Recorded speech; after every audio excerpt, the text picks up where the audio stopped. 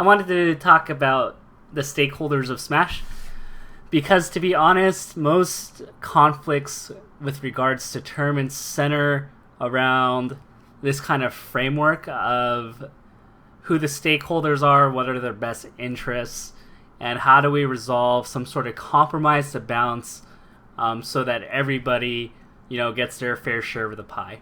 And by stakeholders, I mean the following. I'll list out the groups that are involved in a Smash tournament. There are more, but here's some that I label as the main ones. So we have the players. I'm going to separate and delineate them from the top level players and the rest of the people who attend a tournament. So top level players are probably the ones that are sponsored, most likely going to win. They provide the entertainment value for the stream. So the Mangos, the Leffins, basically the headline players. And for everybody else, it's people who actually pay money. They go to events, they travel, they go for the experience of being at a tournament, they go play. So that's another stakeholder. And then we have the tournament organizers and pretty much anybody that is involved with logistics. So this is the TO, the streamer, the pool captains, everybody that helps run the logistics of a tournament. And then lastly, we have the audience. So the audience could include some of the players that attend, but by audience, I'm referring to the people that watch a stream or watch videos. So this is more of the online community that has entrenched itself into the community of Smash. They greatly outnumber at this point in 2015 every other stakeholder that I've mentioned previously.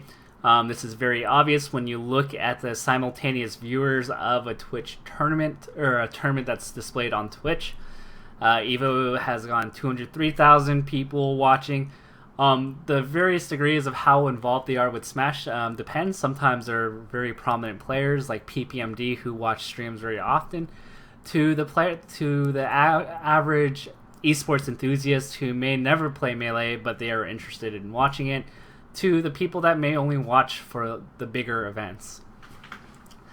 So the reason why I'm doing this video is because after every tournament there is some sort of conflict that is involved in the disagreement between the best interests of several parties that make up the Smash community. So for example, if you rush through a bracket at a tournament, you may not get all the stream matches, and so viewers may complain that they do not get to see this player versus that player. They're going to miss out on a lot, and so the stream suffers. However, if you want to have every stream match, displayed, then you have the issue of the tournament running later. It may not finish on time. Top players get groggy, having to wait hours between matches, but the viewers benefit from it as a result. In certain cases, when you have to make a key decision, all the parties actually matter at this point. Before, in 2010, when the viewership of Melee, and before we became a quote-unquote esport, we were like our little niche, primarily the decisions made for tournaments catered to the people at the tournament, the players, and for the TOs. But now we have this bigger, growing third entity of the viewers. I would say, to be honest, that viewers probably make up 90% of the total stakeholders, which is actually crazy if you really think about it. And so all in all, I think everybody, has a perfect right to complain when something isn't aligning with their best interests. This is something we see very common with a player like Leffin, who will complain that the entry fees aren't high enough, maybe the structure isn't the best as what he would like, or maybe there's too much time between matches that he goes cold. And as a top player and within his best interest, that makes sense. He should be making those complaints because he's fighting for the rights of his of what he believes is his best interest. I want to take a step back because, my work environment, we have people that play roles. So we have the quality assurance people that are like, okay, we got to make sure it's safe. We have the engineers who are the planners that want to make cool things. We have managers that want to make it within a time crunch. We have the business people looking at projections. And we all come together for meetings and planning meetings where we all share our best interests and what we want to do. If any one of those stakeholders were not there, then the company would not function and something's not going to be right at the end of the day. Everybody needs to argue their points. So if you didn't have QA in that situation, then chances are a lot of the products will fail because it didn't go through the rigorous process of scrutiny and testing. If you didn't have the innovative engineers, the company gets stagnant. If you don't have the businessmen, then you may go over budget. So going back to the analogy here, top players should be arguing for their rights. Players who attend the tournaments should be arguing for the most comfortable experience. TOs should be arguing, to make sure that the tournament runs on time, that it runs smoothly, and that everything is in order, that there is no top player privilege, that everybody who wants to sign up for a tournament is already there. That should be their job. For the viewer, they should be fighting for their rights too, and it's perfectly fair. They want good matches.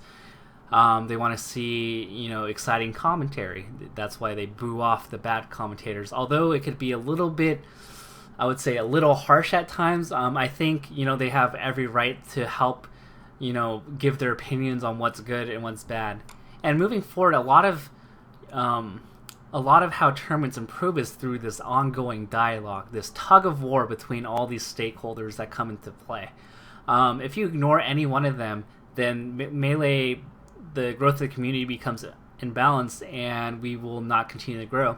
So going back to the analogy, if we ignore the viewers, then we would not have the sponsors come in sponsoring top players to come to tournaments. It would make tournaments less exciting. So you can't simply just ignore the quote-unquote cancerous Reddit Smash Bros community. You can't ignore Twitch chat because their involvement and their viewership matters at the end of the day. If we want to continue to see, companies come in like HDC, if we want to see, DreamHack sponsor events and run events, then we have to be attentive to the viewer.